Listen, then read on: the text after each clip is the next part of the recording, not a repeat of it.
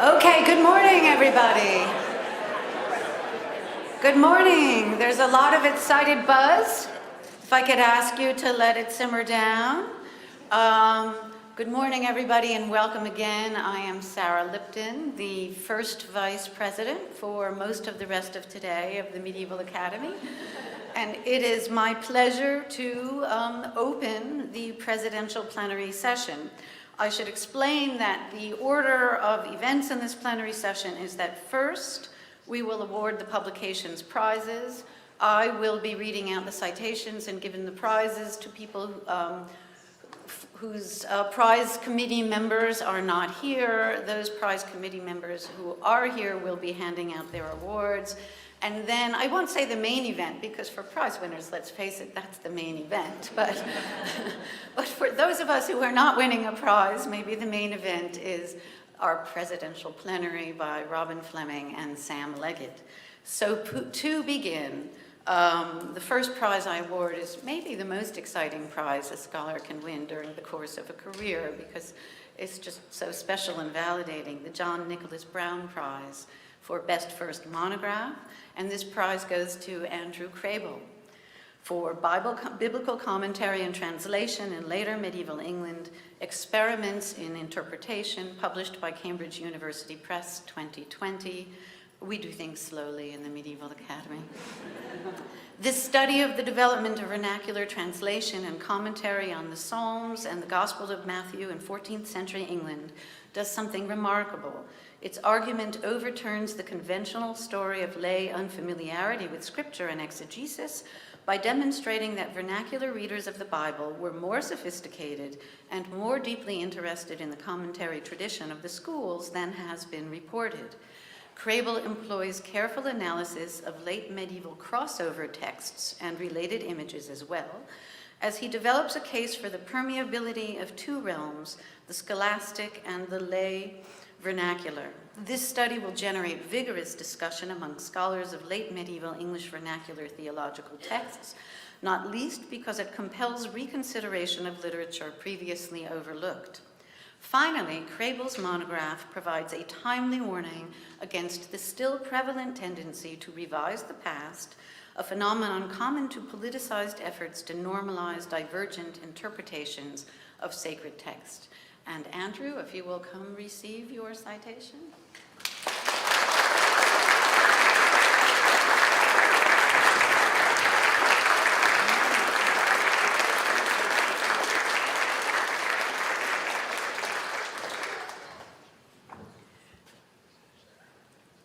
Next is the Article Prize in Critical Race Studies. The recipient is not here today, but I will be reading the citation.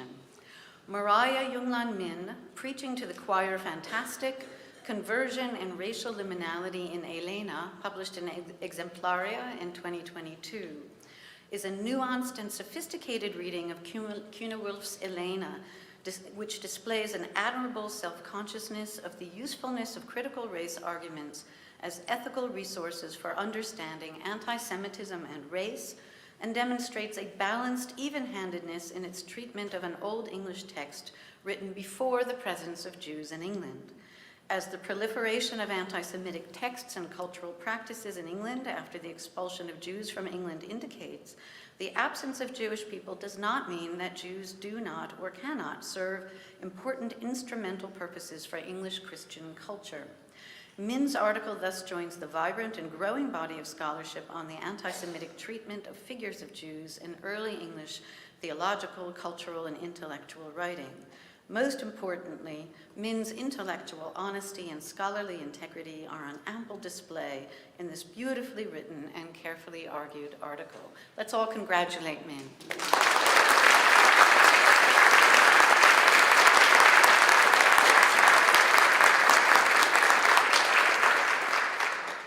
The next prize is for Digital Humanities and Multimedia Studies, and it goes to Andrea Nanetti for a project entitled Frau Mauro's Map.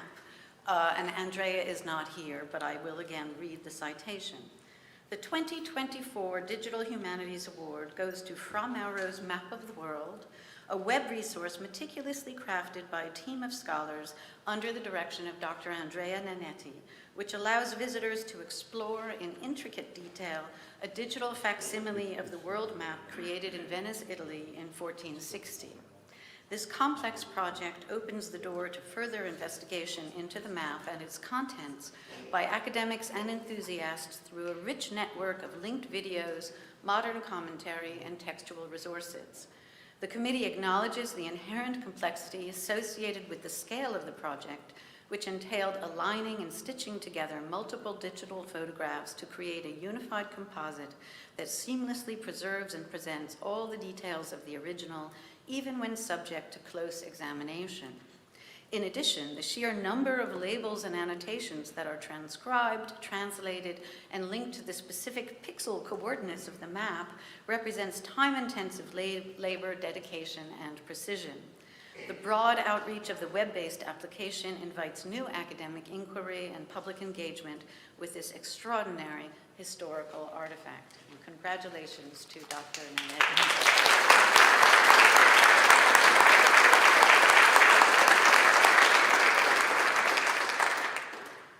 The next prize is the Van Cortlandt Elliott Prize for Best Article, also given in absentia.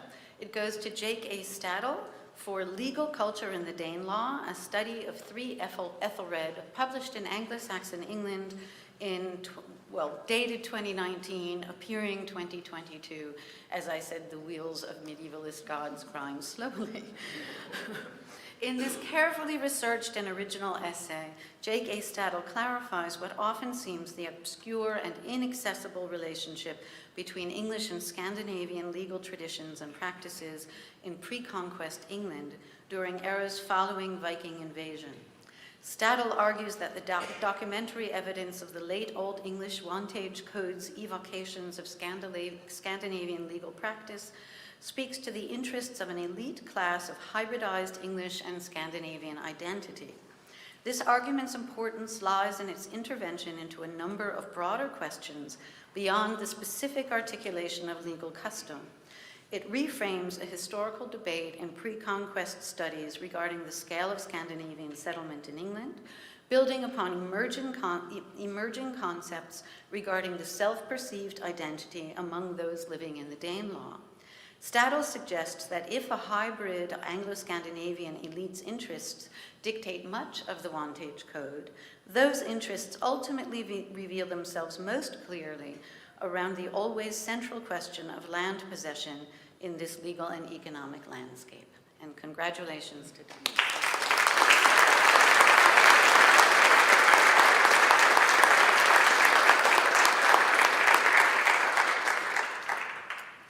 The Karen Gould Prize in Art History, awarded not in absentia, but to its recipient, goes to Alison Perchuk for The Medieval Monastery of St. Elijah, A History in Paint and Stone, published by Brepols in 2021. Alison Locke Perchuk's The Medieval Monastery of St. Elijah is a groundbreaking art historical book which treats an understudied but remarkable site, the Benedictine Monastery of St. Elijah near Rome. Rebuilt in the 12th century and dedicated to the prophet Elijah, the monastery preserves a basilica, liturgical furnishings, sculpture, epigraphy, and an extraordinary program of wall paintings. Perchuk's monograph draws from a multitude of disciplines, from art history to theology, and from paleography to landscape, producing a thorough and multi-dimensional treatment of the subject. It is the fruit of many years of sustained work in the field and in the archives. Beautifully written and produced, Perchuk's study offers nothing less than a new methodological model for monographs on medieval sites. And Alison, please, come up.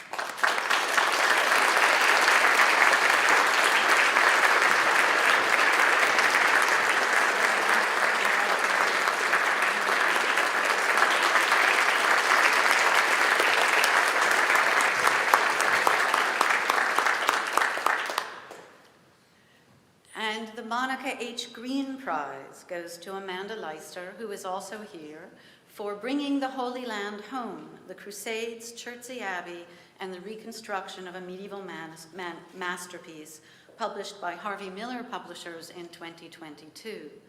This project is a 4-part submission, the result of a collaborative effort across many disciplines, which includes an exhibition at the Counter Gallery of the College of the Holy Cross, a beautiful and informative volume of 24 essays to accompany the exhibition, a colloquium that took place alongside the exhibition, and a website complete with a digital reconstruction of the 14th century abbey and its spectacular tiled floor. Leicester argues that the tiles portraying knightly combat are linked to the Crusades. This research is timely, both due to its focus on transcultural exchange and to the way that it showcases the creation of knowledge through scholarly expertise. The knowledge which emerges in the research is vital to the present time because it places the surviving ceramic tiles of Chertsey Abbey into a context of Crusade experience, propaganda, textile production, and motifs. And Amanda, if you will come up.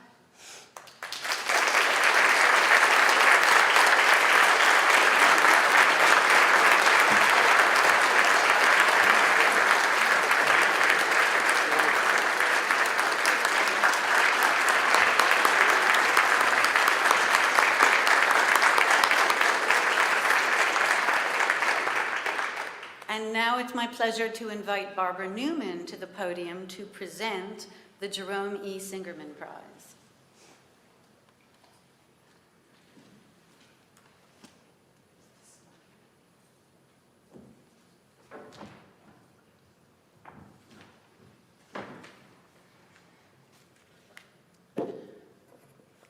This is still a new prize, so I'll begin by saying a little about its origins. In 2022, the Medieval Academy established an annual book prize of $1,000 in the name of Jerome E. Singerman, Senior Humanities Editor Emeritus at the University of Pennsylvania Press, honoring his lifelong commitment to our field. Each year, the Academy awards the Singerman Prize for an outstanding second monograph in any area of medieval studies. So books eligible for this year's prize were published in 2020. The committee decided to split the 2024 prize between 2 books, Jamie Kreiner's Legions of Pigs in the Early Medieval West and Roland Betancourt's Byzantine Intersectionality, Sexuality, Gender, and Race in the Middle Ages. Both of these ambitious, wide-ranging volumes focus on fields which are too rarely regarded as part of mainstream medieval studies. Both interrogate dazzling arrays of medieval sources and discourses from cogent contemporary perspectives. Both are attracting readerships well beyond their areas of specialization because no medievalist can afford to ignore them. By catching the Middle Ages in the crosshairs of contemporary concerns, both volumes also prove rich in new methodologies and insights, albeit in very different ways. In Legions of Pigs,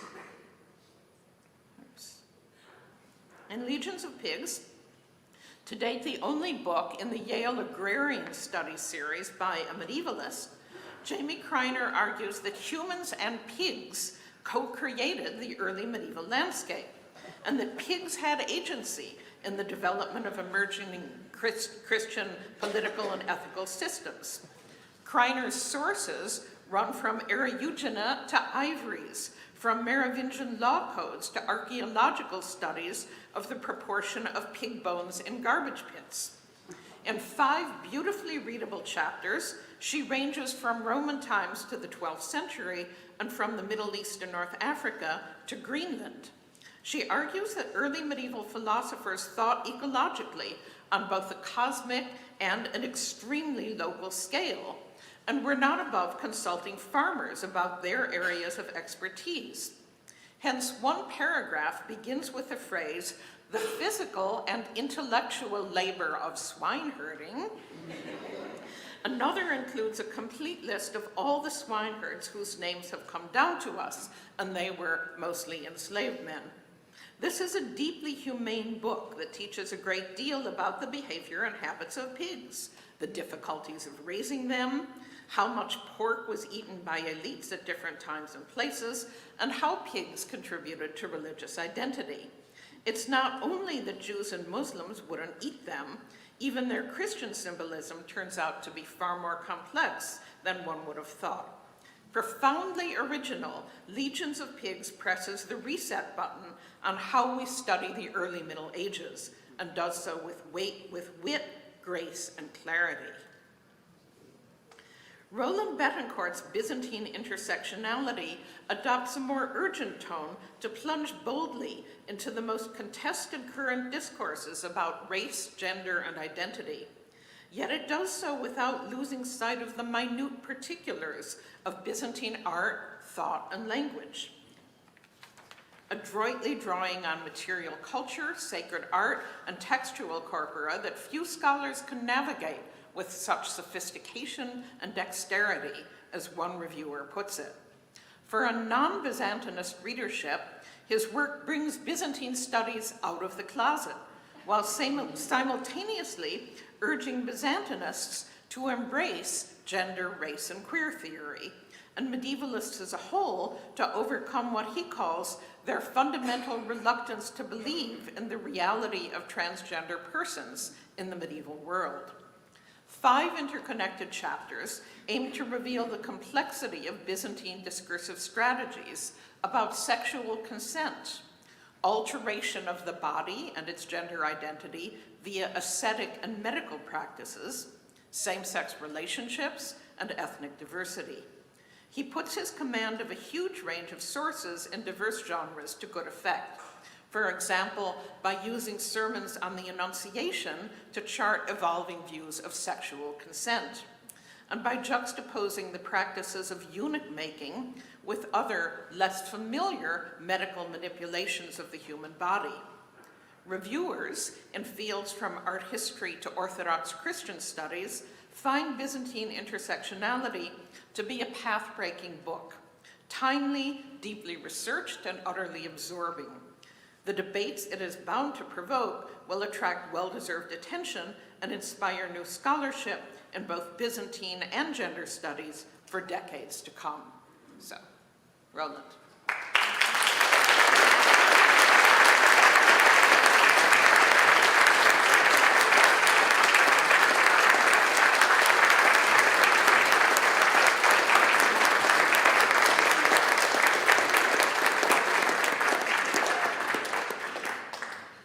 Thank you so much, Barbara, and congratulations to the winner. I would like now to invite up Suzanne Akbari to present the Haskins Medal.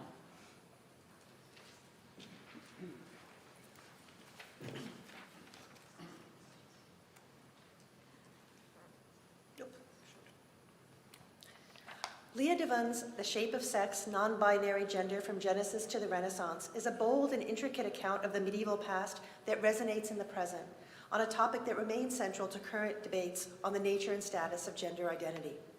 Devon offers a careful analysis of attitudes toward and concepts of binary sex that historicize these debates without compromising the specificity of the pre-modern situation. While their study focuses particularly on the 13th century, a period when theories of sex and gender were at the center of inquiries concerning the nature of being and identity, the rich array of sources gathered here range from late antique biblical commentaries to early modern alchemical texts.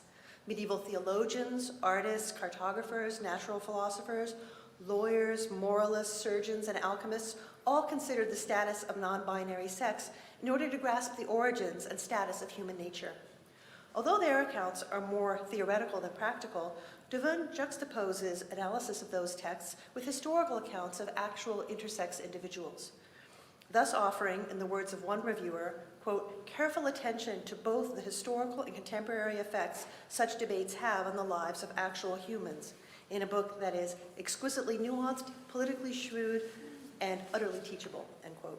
Grounded within our own discipline, The Shape of Sex is already having substantial impact on several fields, from gender and sexuality studies to histories of medicine and science and legal history. Congratulations.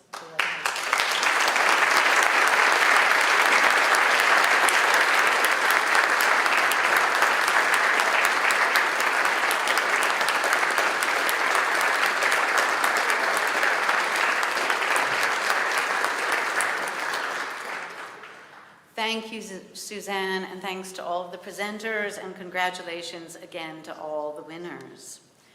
It is now time for Winners Accepted, maybe the main event, the presidential address. It is really a tremendous honor and pleasure to introduce our two presidential plenarists today, Robin Fleming and Sam Leggett. I will start with Robin. Robin is, I hope we all realize, until later today, the president of the Medieval Academy of America.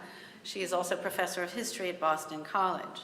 Now, Robin asked me to keep this introduction short, so I shall have to pass over scores of impressive and fascinating projects, accolades, and achievements, though I do feel compelled not to skip the fact that not only has she held more prestigious fellowships than I can name, but that she was named a MacArthur Genius Award winner in 2013. Robin is a remarkably creative, compelling, and versatile scholar who has written on an unusually wide range of fields and topics, from Viking, Anglo-Saxon, and Anglo-Norman England to early medieval historical writing, English law before the common law, doomsday book, and 19th century medievalism. Most recently, she has turned to investigating Roman and early medieval material culture and animals. Her most recent book, The Material Fall of Roman Britain, explores how ways of life, identity, burial, and status marking changed once the Roman economy collapsed and connections to the wider Roman world began to unravel. And I really want to add just one brief personal note here. When I recently taught a senior seminar called The World of Beowulf, my students' favorite reading by a long shot was not the greatest poem ever written in Anglo-Saxon, but Robin's 2012 Past and Present article called Recycling in Britain After the Fall of Rome's Metal Economy, which somehow managed to draw a vivid picture of material decline and recovery from what in almost any other hands I think would have been the mutest and driest pieces of evidence. Finally, she has a fascinating sounding forthcoming new book on dogs in Roman Britain. The one thing that Robin did ask me to say is that as a longtime collaborator, from well before it became a focus of medievalists, she wanted to model collaborations across disciplines, national boundaries, and generations. And that is why I am very pleased and honored also to introduce Robin's co-speaker and joint plenarist. Sam Leggett is currently a Leverhulme Trust Early Career Fellow in the School of History, Classics, and Archaeology at the University of Edinburgh, where she will soon transition to the role of lecturer in computational archaeology. Sam has truly unique multidisciplinary training, having graduated from the University of Sydney with a double BA in Archaeology and Medieval Studies, and also a Bachelor's of Science in Immunology. She earned her, immunobiology. She earned her PhD in archaeology from the University of Cambridge in 2020. Her core interest is to combine scientific and historical methods to better understand holistically the early medieval period and its peoples. She has thus used chemical signatures in ancient teeth and bones from both people and animals to investigate changes in diet, mobility, and environment in England and continental Europe between 300 and 1200 CE. She has also worked on teams investigating pagan Norse graves, recalibrating Dublin's Viking burials, and she led the isotopic work at Priory Orchard in Godalming, Surrey, covering the period from 800 to 1200. Her innovative big data approach to the early Middle Ages won the 2020 European Association of Archaeologists Student Award and the 2022 Center for Data, Culture, and Society Digital Research Prize. Today, Robin and Sam will speak on the topic on the screens in front of you. Welcome, Robin and Sam.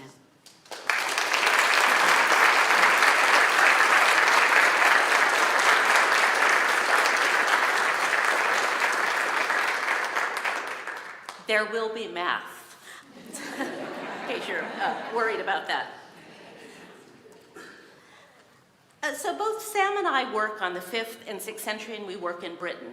It's a time and place framed in the scholarship by three grand narratives: the fall of the Roman Empire, barbarian migration, and climate catastrophe. In many tellings of this period, collective entities, peoples rather than individuals, are cast as protagonists, and the humans within these collectivities are stripped of agency. At the same time, migration in this period is often conceptualized as a single event that caused the erasure of one culture and its replacement by another. Now, scholars in our field have strongly divergent opinions about the appropriateness of these narratives and framings, but our disagreements aren't much known outside our field. Nonetheless, medievalists who work in other times, places, and disciplines teach our period in their medieval history, art history, and medieval literature surveys, where these three grand narratives continue to structure the way early medieval Britain is portrayed. At the same time, these grand narratives are now frequently invoked as either causes or explanations in ADNA or ancient DNA studies. Now, if you're not an archaeologist, as Sam is, or archaeology adjacent like me, it's not as easy to pinpoint the flaws in these narratives as it is for some of the other grand old narratives that once framed our understandings of later centuries in the Middle Ages. We are now keenly aware of the problems and the lacunae present in some of these later period narratives, in large part because of decades of hard work by medievalists, many sitting in this room, who are writing other kinds of narratives that include the types of people who never used to make it into our lectures or textbooks. Women, children, religious minorities, people with physical challenges, the unfree, the list goes on and on. This work has transformed the kinds of intellectual frameworks we use in later periods of the Middle Ages because scholars have been able to find out enough about the subaltern in texts to write a diversity of life stories. And this multiplicity of voices allows us to rethink those overarching narratives. But what about Sam's and my period, centered as it is on the darkest of the Dark Ages? Unlike other parts of the Middle Ages, texts fail us. There are a few retrospective accounts of events and a handful of texts written a long ways away from lowland Britain, but nothing else. To further complicate matters, many 5th century individuals named in these texts are fictitious, and here's my exhibit A of this. But even for the genuinely historical figures, references are too terse to reconstruct much about their lives or determine how their stories differed from those of their contemporaries and how these differences might alter or overturn the overarching narratives that we use to frame our period. Sam and I do, however, have an abundance of contemporary evidence that preserves information on several thousand early medieval individuals who lived in Britain. It's just that they're not textual individuals. What we have instead is we have the skeletal remains and sedentary contexts of biological individuals. This morning, we want to show you the kinds of the biographical information they and the context in which they are found preserve and demonstrate how this evidence allows us to write about other kinds of lives. In short, we're going to be spending our allotted time today dethroning textual individuals like Hengist and Horsa in favor of a more body-centered biographical approach. We will do this by presenting evidence derived from the remains of a handful of people buried in a single cemetery. We will tell you some of the things we know about them, and we will walk you through how what we know supports, amends, or undermines the classic narratives of the fall, barbarians, and climate. So first, the order of business, because this is a collaborative project and we're both going to be giving this paper. I'll set the scene and talk a bit about what we know and how we know about the region in which our cemetery lay. Sam will then take over and explain what she does and give you a brief and unterrifying crash course in biochemistry. Nervous laughter all around. She will then introduce, there will be a quiz afterwards, but that's another matter. She will then introduce you to some of the groups of individuals who will be contextualizing. I'll then return to use their stories to show how they modified our grand narrative, and then Sam and I will talk about a possible story completely missing from the grand narrative of this period. And we'll end by revisiting the standard narratives and suggesting ways they might be adjusted or reimagined to include the diversity of individual experiences to which our skeletons give voice. So the two of us are in the middle of an ongoing project in which we're going to isotope the bejesus out of a single cemetery, but we're in the middle of this. And this cemetery is in Hampshire. I'm going to put up a map to show you where it is. founded in the first quarter of the 5th century, so around 425, at Alton, which is located on the edge of the South Downs. The Alton Cemetery lay 2 miles from the Roman small town of Neetham and 18 miles north and 18 miles south of 2 important late Roman administrative towns, Silchester and Winchester. All 3 settlements were in steep decline when the Roman state withdrew from Britain in the first decade of the 5th century, but at least a few people were still living in all of them in 425 when the cemetery at Alton was founded. Vera Evison published the cemetery, which was excavated in the 1960s, in 1988.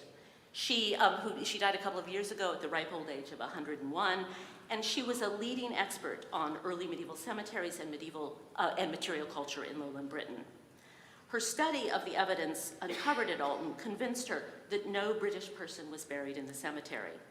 She further argued that the community's, quote, burial customs were Germanic, their possessions were almost exclusively Germanic, and the metalwork accompanying their dead can be regarded as a guarantee of the Saxon nationality of their owners, end quote. She also held that people buried at Alton, who were accompanied in the ground by objects made in a style known as the quoit brooch style, and this is a very beautiful example of that style, were, quote, Germanic people who were settled south of the Thames at the invitation of the Romano Britons, end quote, thus tying the community burying at Alton into Gildas's story of barbarian betrayal and conquest. Evison's Alton fit neatly into a wonky, Rube Goldfarb-esque grand narrative of barbarian migration that was scotch-taped together from a grab bag of retrospective and otherwise problematic texts, including ones written by Zosimus and Procopius, what do they know about 5th century Britain, Gildas, Nennius, the Anglo-Saxon Chronicle, and Bede. These texts provided an interpretive framework for the material Evison found in the ground. Ethnic difference and ethnic conflict sat at the heart of both of these accounts and the grand narrative as Evison understood it. Distribution maps, like this one, marking the locations of early so-called Anglo-Saxon cemeteries, are often used to support the story Evison believed of barbarian conquest and colonization. Although in 2024, many of our conceptions about the period, about identity and ethnicity, and about the veracity of our written sources are quite different from those current when Evison published Alton, many long-in-the-tooth ideas can be found lurking in books and articles still being written, and I dare say undergraduate lectures still being delivered. In particular, ideas that ethnic identity and difference were driving forces in the period, and that there was a migration to Britain that was both militarized and culminated in a political takeover, which cast the descendants of the Romano-British people as victims, as losers, and as people fated to serve as a permanent underclass. The survival of the basic outlines of this narrative is a testament to the power of old ideas, especially given that 3 developments in the last quarter century have dramatically reordered our understanding of the period: an exponential increase in evidence, the reinterpretation of several classes of material culture, and the deployment of new scientific techniques. So let's have a think about the new evidence first. I'm sure you've all heard of the portable antiquity scheme, but some of you might not be aware how absolutely essential it is for people in Sam and my field. It was begun in 1997 and is a web-based resource recording the archaeological finds of hobbyist metal detectors in England and Wales, and there are a lot of them. As of this morning, when I looked at the site makes available documentation, geographic information, and images for 1,711,711 objects. And since Sam and I started writing this paper, it's gone up by almost 6,000 objects. So there's a lot of stuff coming out of the ground. Several thousand of these date to the earliest century of the Middle Ages, and not one of these objects was known 25 years ago. The same quarter of a century has also witnessed the migration of gray literature, that is, the unpublished results of developer-funded archaeology onto the Archaeological Data Service website. Today, over 70,000 reports are freely available online. And for historians who are interested in the digital humanities and public access to information, they should look at what the archaeologists are doing. It has absolutely been transformative in our fields. The mountain of data accessible because of these two web-based initiatives means that we know much more about the 5th century than Evison did when the Alton Cemetery was published. During this same quarter century, and primarily because of the glut of new evidence, our interpretation of some classes of objects circulating in 5th century Britain have changed as well. So, quote brooch-style objects, once thought to belong to barbarian warriors, are now understood to come out of Romano-British metalworking traditions and to belong to an elite post-Roman milieu. The same is true for a variety of belt buckles that are coming out of the ground, a style of brooch known as disc brooches, and the received wisdom on small late Roman silver coins called siliqui, which the Roman state ceased supplying to Britain in 4023, have been turned on its head. We now know that people in the immediate post-Roman period, rather than being without currency, heavily clipped, forged, and circulated these Roman period coins. Recent work has also made clear that Roman-style pottery continued to be made and used for the first few decades of the 5th century. So taken together, our new evidence and our new interpretation of 5th century objects suggests that all of those kinds of objects, classes of objects at the bottom of the screen lean Romano-British and not Anglo-Saxon with scarecrows.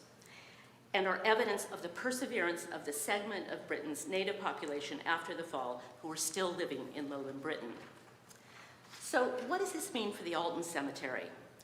Before the developments I just outlined began to bear fruit, scholars regularly lamented that evidence for Romanized populations living in our region were practically non-existent. The famous term is, oh, they're invisible.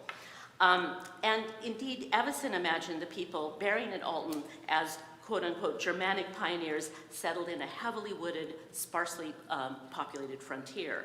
And we can now definitively say that this is wrong.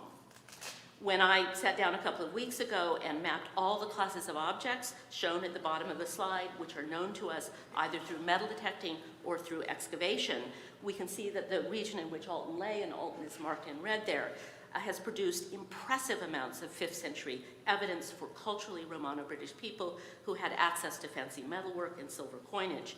In other words, people of some wealth and status. In short, the historical circumstances surrounding Alton Cemetery are quite different than those imagined by Vera Evison. What about the new scientific techniques? I'll now turn the microphone over to Sam, who will introduce you to the kind of work that she does that was unknown in 1988. Thanks, Robin. Everyone ready to have a bit of science? So, I promise to be kind. So, Isotopes 101, what on earth is this type of data that you're about to see a whole bunch of maths and graphs about? Essentially, the isotopic toolkit is all down to nature, and it's, all around us, you're all made up of different isotopes. And the main ones that we use in archaeology at the minute are carbon, nitrogen, sulfur, oxygen, and strontium. Carbon is all to do with photosynthesis and the plants that we eat, that we farm, that the animals eat. And different types of plants will lock in carbon in different ways depending on what type of environment they've evolved to live in. Nitrogen is all to do with where you sit on the food chain. And the great thing about nitrogen is there's longer food chains in aquatic environments that are terrestrial, because if you all think of like phytoplankton and shrimp getting eaten by smaller fish that then get eaten by bigger fish that then get eaten by bigger fish, and sharks and orca and things like that, that gives us quite a good distinction between those different types of environments and how much of a carnivore you are, okay? Think about last night's dinner and if you had steak, right, okay? That's sort of what you need to think about and how that will impact your isotopes. Sulfur is all to do with hydrology. Again, it comes up through the plants and animals we eat, but it's basically a really good indicator of how swampy places are.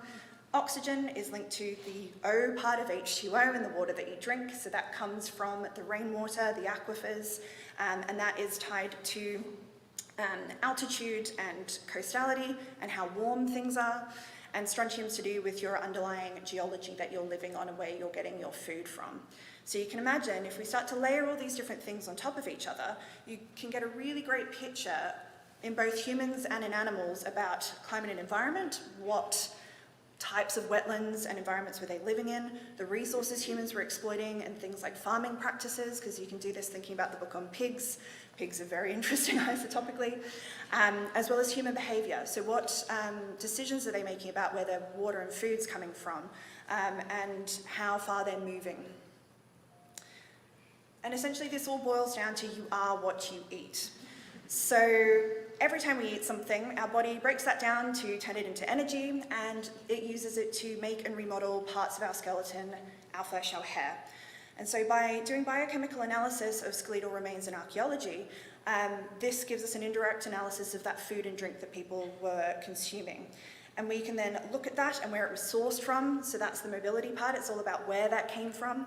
And then we use those underlying principles on the last slide to have a look at that variation and what that means for human behaviour in the past. And the great thing about the human body is different bits of our skeleton and our hair and skin are made at different points. And so when you select different tissues from an archaeological individual, you can get different snapshots into their lives, depending on what you decide to pick and when it was remodeled and made. So to give you an example here, teeth are really fantastic because they mostly look at your childhood and early adolescence. So one of my favourite teeth to look at is second premolars or second molars. And so the enamel there, your crowns can tell us a lot about mobility and a little bit about diet from roughly about 2.5 to 8 years of age, versus the dentine, so your pulp and your tooth roots. If you get right at the top of the crown again, about 2.5 years old, up to about the age of 16. If you then decide to compare and contrast that with a rib from the same individual, because you're breathing until you pass away and end up in the ground, that gets remodeled quite frequently, and that will give you roughly the diet for about the last 10 years of life. But you can pick other parts of the skeleton and cortical bone from your long bones, your femur, your arms, 20, 30 years plus average. So whenever you read archaeological literature, I want you to really think about which bit they're looking at, because that will give you a different idea and a different average of what people have been consuming over the course of their life. And then you get fun graphs like this. So, carbon, again, ecosystems, plants on the x-axis, nitrogen up on the y. So carbon can tell you about the plants and the different types of ecosystems. So marine ecosystems, very different from terrestrial. And then you can see stepwise enrichment of nitrogen going up depending on where things are on the food chain. Herbivores different to omnivores, different to carnivores. And that is really different and gets quite high up when you start to look at marine mammals that are eating other marine mammals, orca, all the way up here. And then if humans are eating a mixture of the two, they'll sit somewhere in the middle. The great thing is this also can be done on your hair. Okay, so this is something we do with the master students all the time. We get them to keep a diet diary and see if they're lying about when they became vegan. I swear, I don't eat any eggs. Yeah. So, vegans, any vegans in the room, you can be rest assured that isotopically you're very different and up on a pedestal compared to everyone else.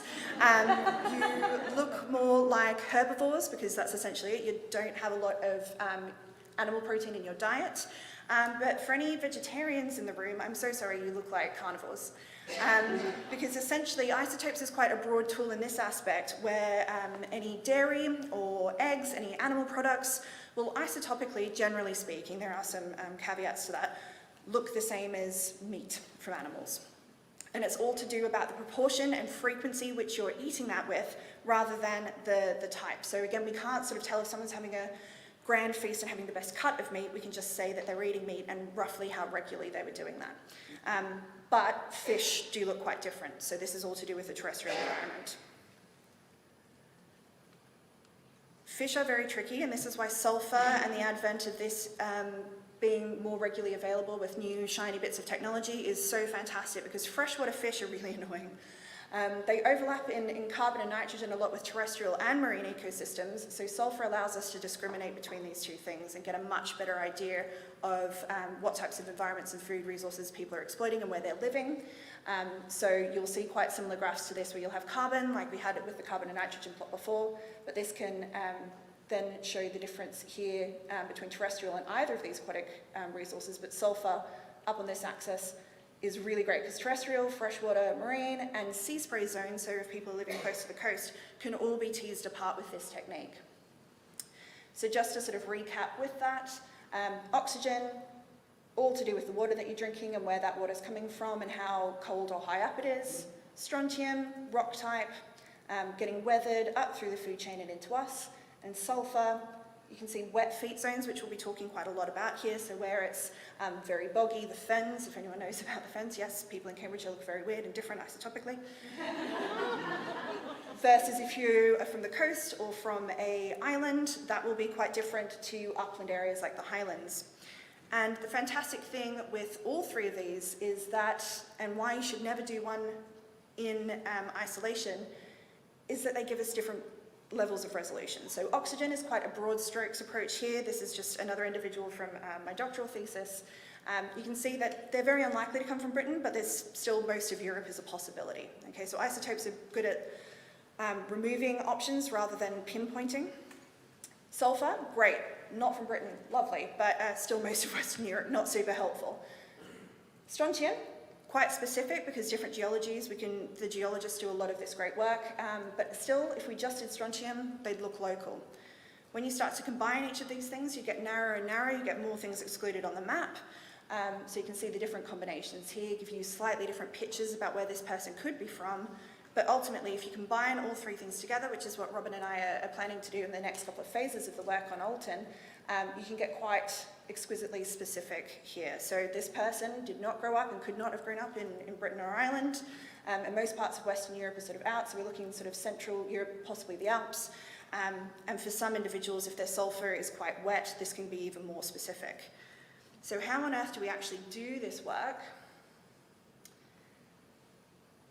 It takes me a long time in the lab, with spending a lot of time with the individuals.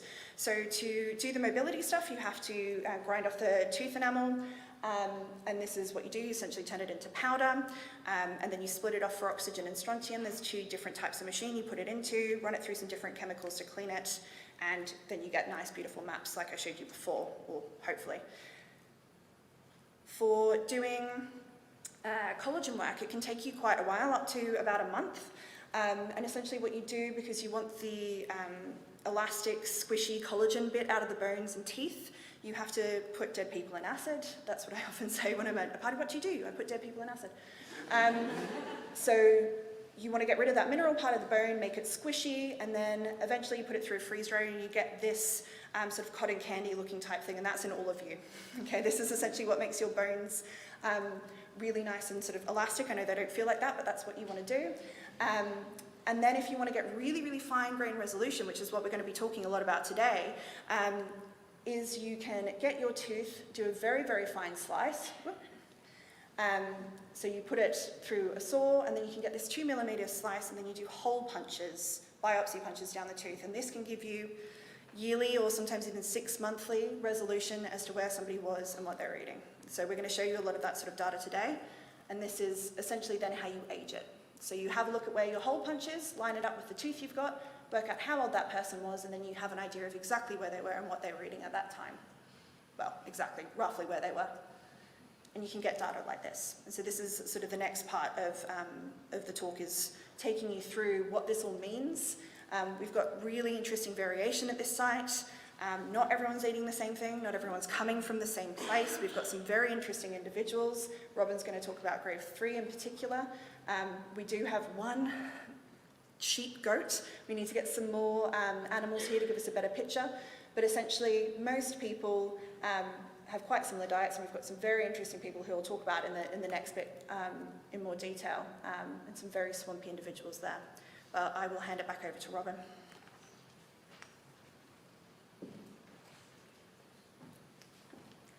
So when I went to Sam's lab, I was very jealous that not only did she get to wear a white lab coat, but she was spending all day drilling teeth, which seemed like more fun than what I spend most of my days doing. So let's see what the groups of people Sam has uncovered have to say about Alton's burial community. One of the cemetery's founding graves, dug sometime in the first quarter of the 5th century, was accompanied by the pot that you see on the screen there. And it sat in the grave next to the head of the dead person. The late great ceramics expert J.N.L. Meyer identified it as Judish and asserted that this was evidence that the burial belonged to one of the peoples identified by the Venerable Bede in the 8th century as taking part in the Adventus Saxonum. Now, my reading of the vessel is quite different than this because I actually know something about Roman pottery as well as early medieval pottery. Anyone familiar with late Roman pottery will immediately see that this is not so much a Judish pot as it is a not very successful handmade version of a Roman period folded beaker. In the Roman period, beakers like this often served as grave gifts. Archaeologists have recovered hundreds from cemeteries where burial parties regularly placed them, as the Alton beaker was, next to the heads of the dead.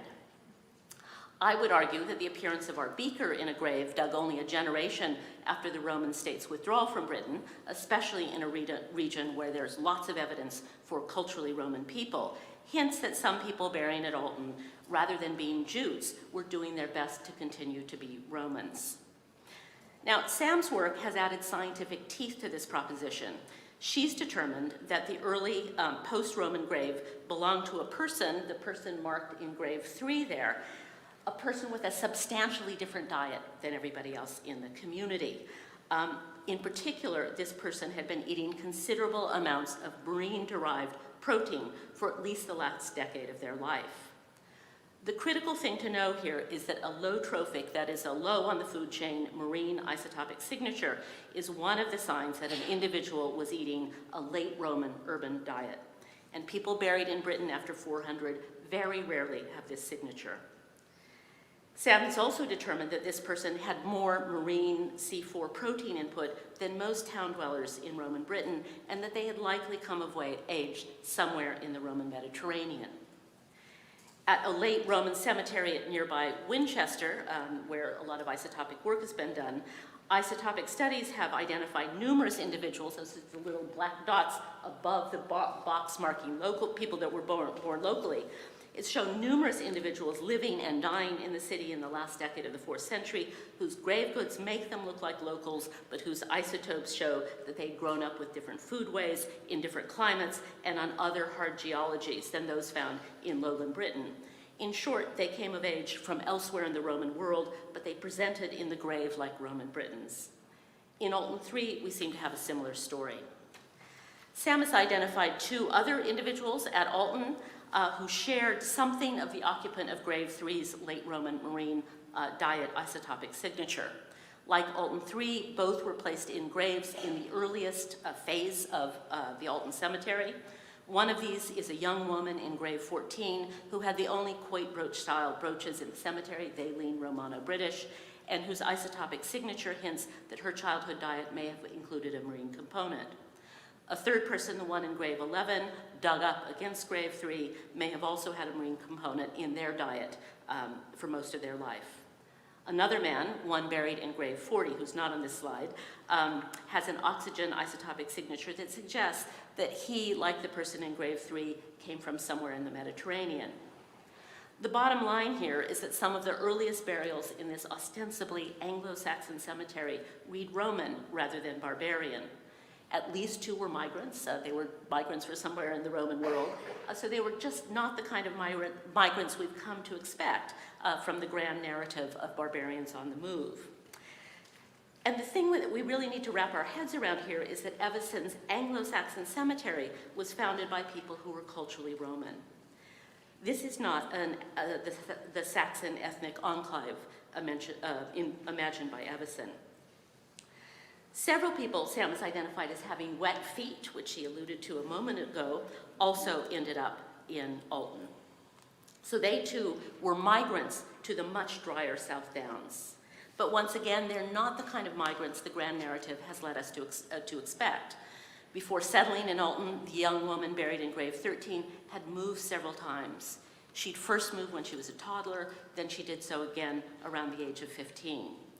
It looks like she consumed much more meat during her childhood and adolescence than other people buried in Alton, so she had different foodways than other people.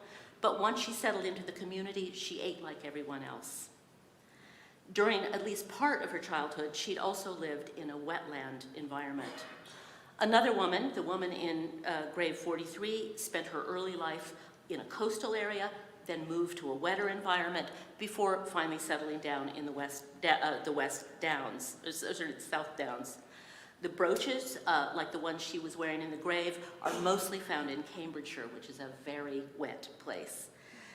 The sulfur from the woman in grave 23 is similar to that of people living in the Somerset levels, or at least we know that she's not coming from the same place that 43 is. But the Somerset levels are another very marshy place. And taken together, the life stories of these women tell us something about mobility in this period that the oversimplified narratives of barbarian migration to Britain leave out. Here we see children and especially women on the move. We see people moving and settling and then moving again. And finally, we see people with wet feet. And this underscores that while many individuals in early medieval Britain were migrants, not all mobile individuals traveled in groups, nor were they traveling across the sea. Some of our people with wet feet might have been the children of parents who were born on the far side of the North Sea, but they themselves are likely born in England. And at least 2 of them had spent their girlhoods in marshy regions, but ones that appear to have been on the opposite side of Britain, so they'd moved to Alton independent of one another, drawn there by different networks and affinities. Our migrants with wet feet hint that there might be a climate story here. In the Roman period, the state, native communities, and villa owners together drained and reclaimed and exploited large-scale wetland ecologies in the Cambridgeshire fenlands and in the Somerset levels. And you can see maps, Sam's sulfur map, but you can also see those 2 areas I've just mentioned. Coastal wetlands, though, are sensitive to sea level change, climate fluctuations, and short-term weather events, which can profoundly affect human-made and natural coastal barriers. During the late Roman period and post-Roman periods, there's evidence from across Britain, but especially in Somerset and Cambridgeshire, of sea level rise and widespread marine transgressions. And there are hints as well that the once reclaimed wetland landscapes of Somerset and Cambridgeshire were inundated, buried under thick layers of silty clay, and transformed into brackish intertidal environments. And here's Wicken Fen. It's a restored fenland in Cambridgeshire. It's a pretty wet place. And here are the Somerset levels in 2014 during a terrible climate event, and you can see that the farmers were going to have a very hard year that year. So there must have been dislocations for families who had long lived in these kinds of landscapes. But the inundations and floodings I've just described were limited to coastal and wetland environments and were not the result of long-term catastrophic climate events, and they were not found across Britain. Instead, they happened because of relatively modest changes in climate, and especially because of a breakdown in Roman water management systems. Indeed, although recent studies of late Roman and early medieval climate suggest that lowland Britain was a little cooler and a little wetter in this period, even during the more extreme climate downturn of 530 to 550, the effects of climate degradation were much less dramatic in Britain than elsewhere. Still, environmental change did present challenges for families living in places like Cambridgeshire and Somerset. And so some of the people with wet feet at Alton seem to witness the small-scale movement of coastal and marshland women to the drier world of the Downs. Now Sam is going to talk about something that we think is missing from the grand narrative that we found at Alton.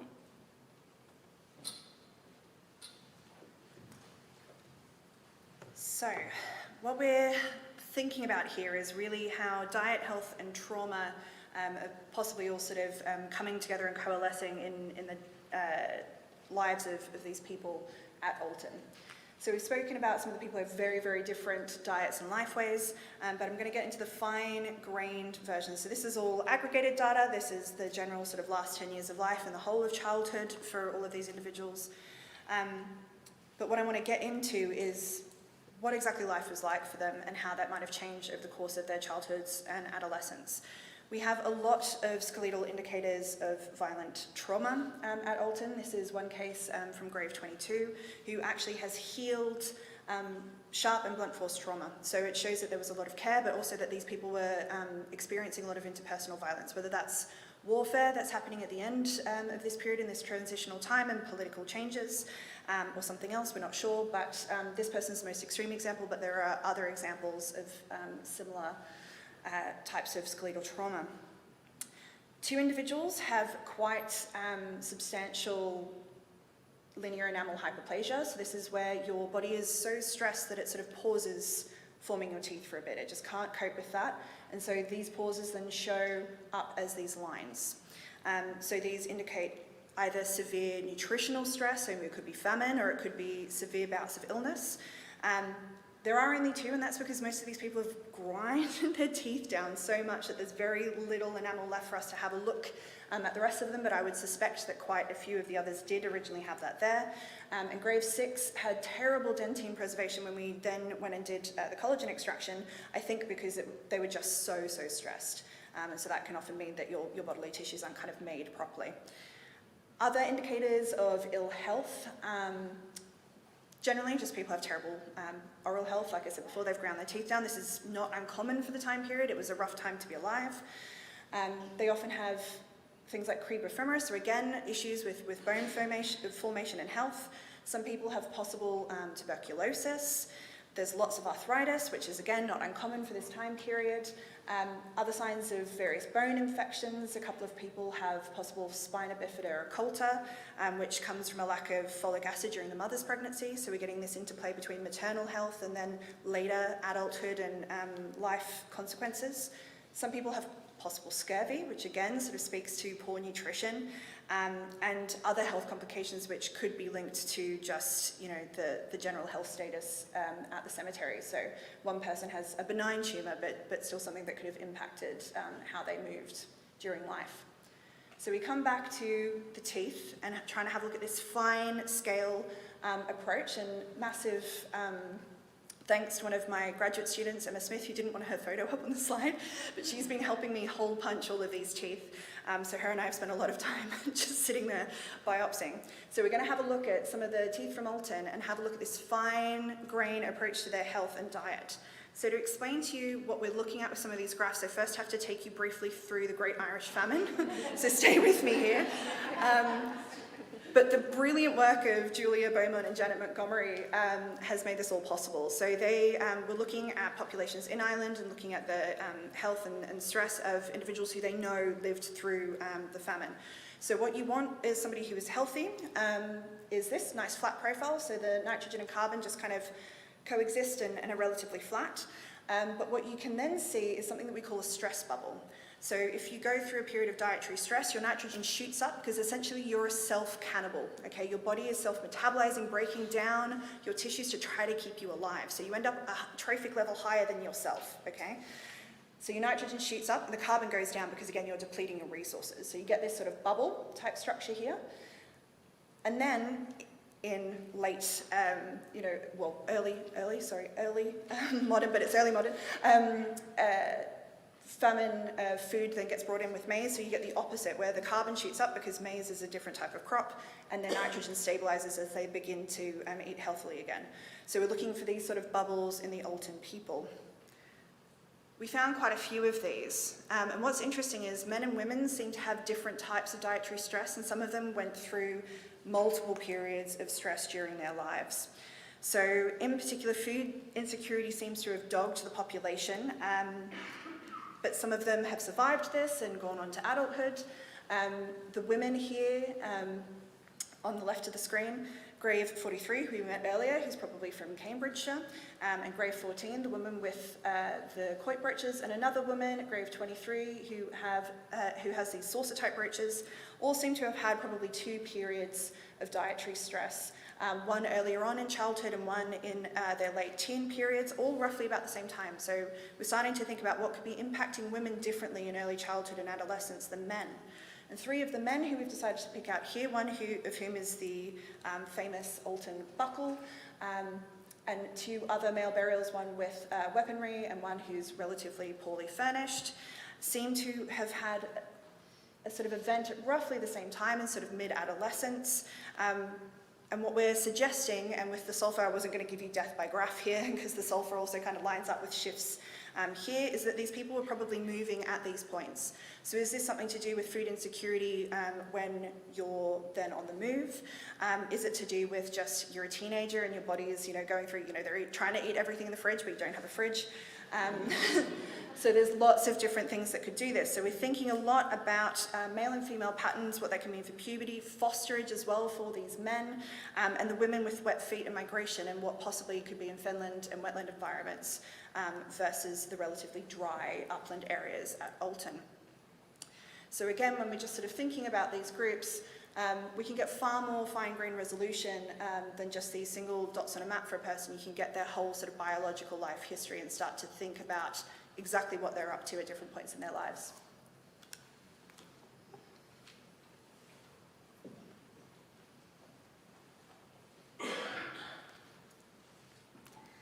So the evidence that Sam has just presented suggests that there's a real possibility that some members of the Alton burial community had gone hungry in their childhoods or had experienced food insecurity. Some of the bad harvests they might have lived through could have been precipitated by climate degradation, but as I noted a moment ago, there's now considerable data suggesting that most people in Britain, or most places in Britain, were only marginally colder or marginally wetter than they had been during the Roman climate optimum. And we think that the evidence for food insecurity in our burial community is much more likely to have been linked to the extraordinary changes in agriculture that people in the early Middle Ages were living through. During the Roman period, oxen, spelt wheat, barley, and the demand for surplus shaped everyone's working lives, diets, and worlds. Because of taxing kind and market-oriented agricultural production, people in the Downs spent most of their time on villa estates, cultivating fields of spelt wheat, or working alongside cattle to harvest, process, or haul cereal.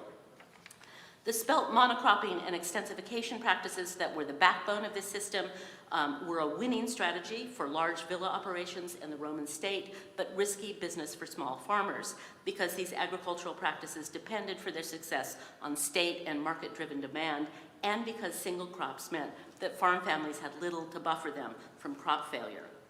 When the Roman state and the market economy collapsed in Britain in the early 5th century, farmers were forced to transform their farming practices dramatically.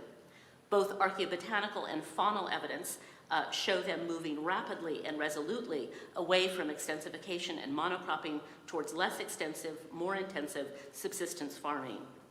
In the 1st century after the fall, farmers can also be seen in the archaeology working hard to change the balance between arable and pastoral farming, to breed smaller animals, and to restructure their animal herds away from large numbers of oxen towards more cows and sheep.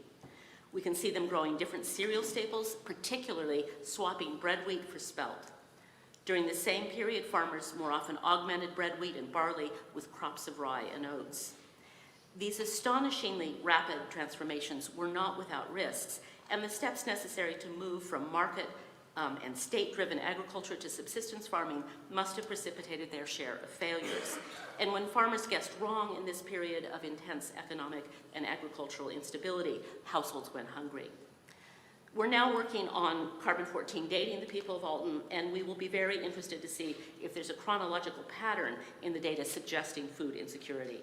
At the moment, though, we suspect that for people making a living around Alton, the story of the fall of Rome was not so much about the fall of Rome in a political sense as it was about the fall of the late Roman agricultural regime and about the hard work and trial and error that went into completely rethinking and reorganizing farming, labor, and foodways. So to conclude, here what we have on the screen is Penelope Walton Rogers' reconstruction of the woman in Alton buried in grave 23. There's nothing in her style of dress, her jewelry, or how she was laid to rest that marks her as an outsider or as someone who'd faced adversity, perhaps even starvation, during her lifetime. And yet we now know from her isotopes that she'd grown up in a wetter environment than that of the South Downs and had arrived around the age of 15 to live in a household, a settlement, and a landscape that were different from the ones in which she'd come of age. We also have evidence that she may have lived through some hungry years. Where does her story fit into the narratives of the fall of Rome, barbarian migration, and climate? All three played some role in creating the circumstances in which she found herself, but not in the ways recognizable in the traditional telling of these grand events. Like many people in this period, she moved not as part of some epic folk migration, but perhaps, as in the case with so many women, because she'd either been married off or sold. She spent her adult life in a heterogeneous community. The grandparents of some had lived in Britain under Rome, and the progenitors of others had probably come from the continent. So Alton was no little Saxony reconstituted whole cloth in England. Nor, judging from the number of mobile individuals we've identified, would she have been the only person of her generation living in the community who'd arrived there as a stranger. The wetter landscape of her childhood may have been a harder place to make a living than it had once been, but these difficulties would have been experienced and understood not as politics or climate events, but as the ordinary catastrophes of everyday life that subsistence farmers, which everybody was in Britain in the 5th century, did their best to deal with as they worked to survive economic and agricultural upheavals that were not of their own making. We hope in the end that you agree with us that life stories, whether written from text or bones, are one of the most powerful tools we have to judge, alter, or overturn the overarching narratives we use to help us conceptualize what happened in the past. In the Middle Ages, there are many times, many places, and many kinds of people whose lives cannot be written from texts. But there are lots and lots of bodies out there, and humanists should do what they can to at least understand the evidence that skeletal remains provide, but perhaps even contemplate pairing up with a biochemist and using these remains to write a biography or two. Thank you very much.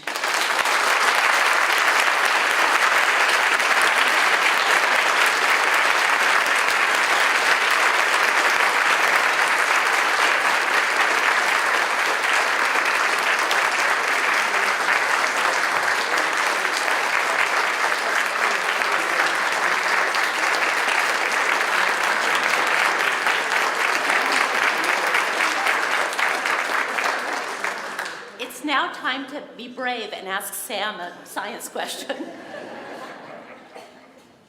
We've got... Thank you very much for that absolutely, totally, completely convincing exposition of the survival of the Romano-Briton British population in exactly the ways you mentioned.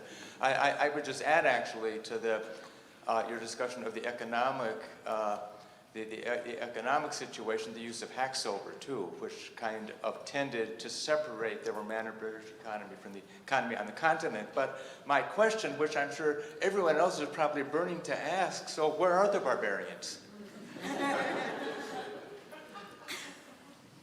Not at Alton. The thing about this period is every place is different, Yep. because there's been this breakdown. So if we were working in East Anglia, we would have more people from the continent, but you haven't found anybody except for the Romans. Yeah, except for the Romans, yeah. So at Alton, we don't seem to have anybody from those colder, more northerly climes. But at other cemeteries that I have worked on, particularly in East Anglia and Kent, up to 50 to 75% of those cemeteries do seem to be from Jutland, Scandinavia. So every cemetery you have to take in isolation. So they are there, but they're not holus bolus all in one cemetery together. There's a lot of these heterogeneous groups.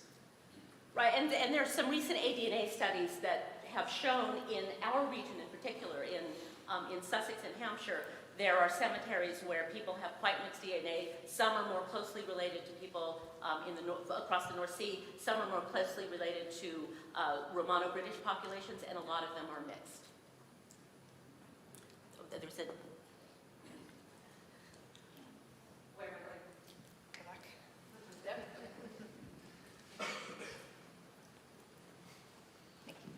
I have a question about strontium analysis, because I have colleagues who work on this in archaeology, and we actually do talk to each other at my university. But what I'm wondering is, I often see studies that just have strontium analysis, and they aren't mentioning the oxygen or the sulfur analyses, and I'm wondering, should I be wary of that? And is that a problem, that I'm only seeing strontium analysis and not these other kinds? Yes. But also, you have to be mindful of people's budgets, right? So for my PhD, strontium is about 3 times the cost of oxygen. So if people have, a lot of money, they often go, oh, well, I'll do the pricey one because that's nice, right? Like that's the pricey one, it means I'm bougie. But we really should be integrating all of them together to do that. But sulfur's relatively new, and most people don't have mass specs that can do it. It clogs it up, it makes it gunky. So you need the newer machines. So again, be wary of it, but also be kind to people because they might just not have the kit or the expenses. But if you have some money to throw at this sort of thing, you should be sort of designing a project that integrates all of them together.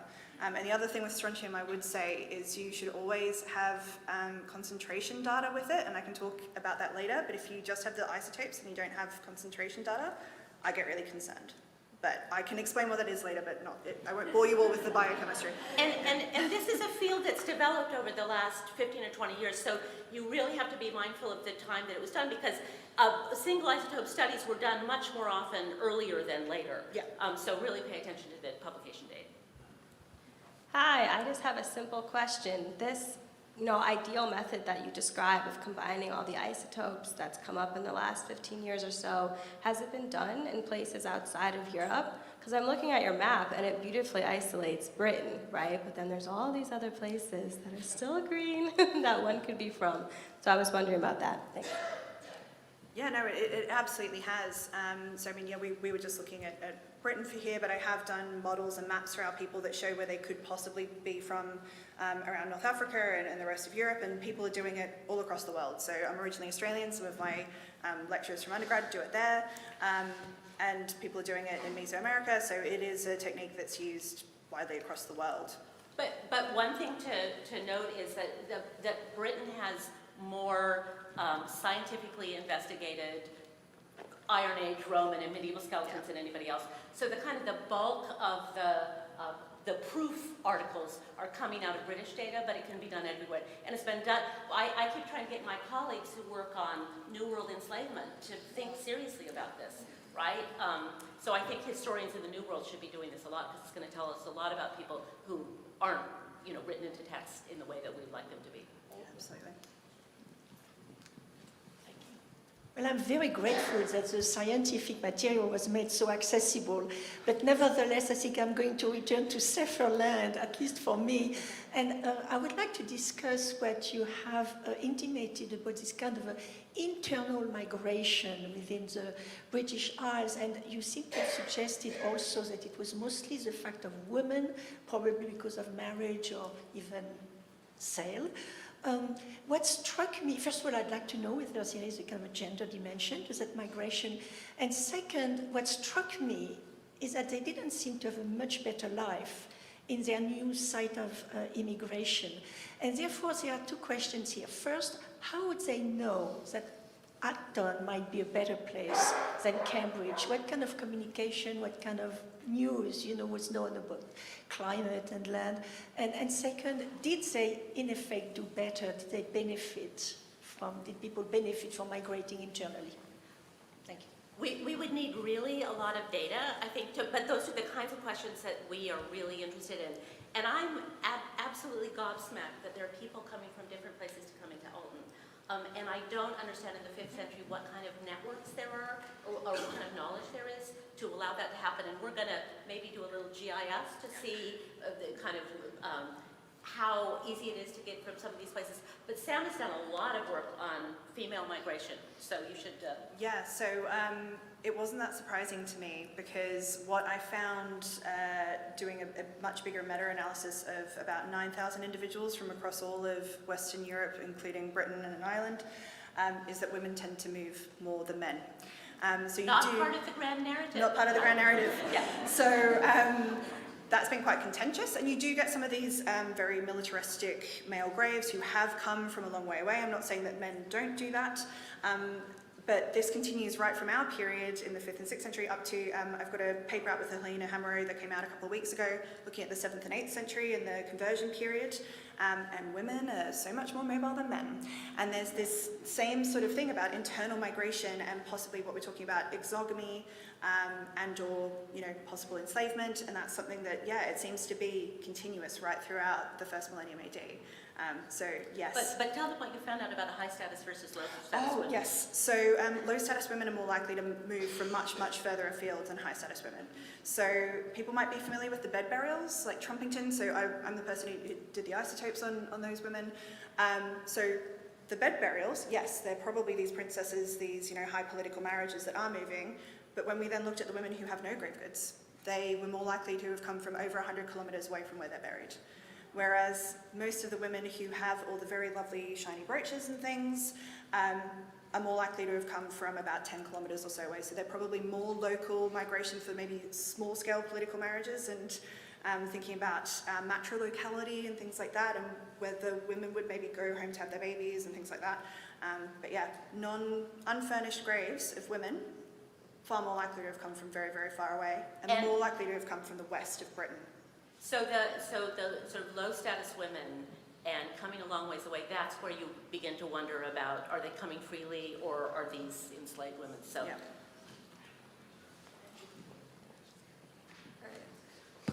Okay. Hi. So this might be a bit of an interesting question, but so I'm mixed race. So on my dad's side, our surname is Bowerman, and that's spelled Bowerman. Originally it was RE, but the story I was told growing up was like my grandfather's cousin was like an armchair historian, so like her retirement project was to like go to England and Ireland and figure out our family lineage, and typed it all up with a typewriter.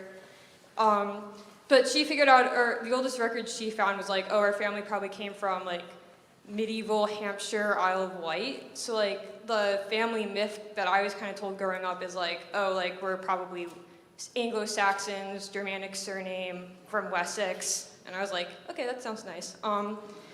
So now that like, I'm just curious, like when I have to go home and explain to my relatives what I do, how do I like challenge that narrative? But also like, you know, this was the 70s, so like there is that uncomfortable aspect of trying to claim that you're Anglo-Saxon.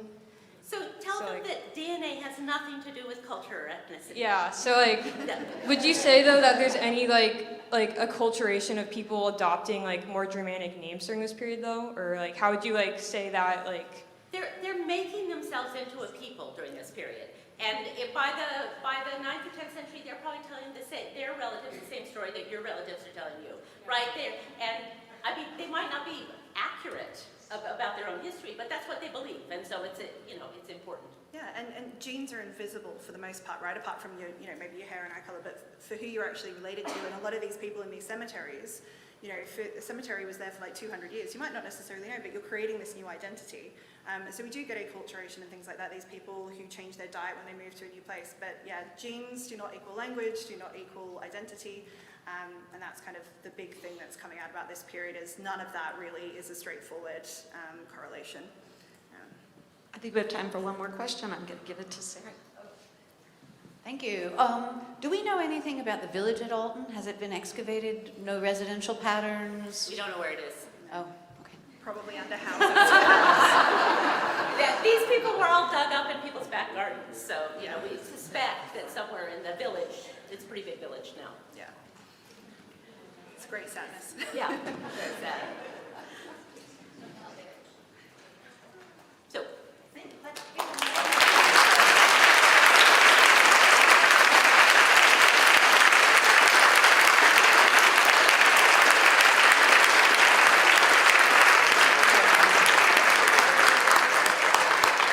Well, I think that leaves me with only 3 things to say. First and foremost, of course, thank you for an absolutely fascinating, stimulating, and I think inspiring talk, demonstrating not just the value of collaboration, but just how much we all still have left to learn, which is like fun, right?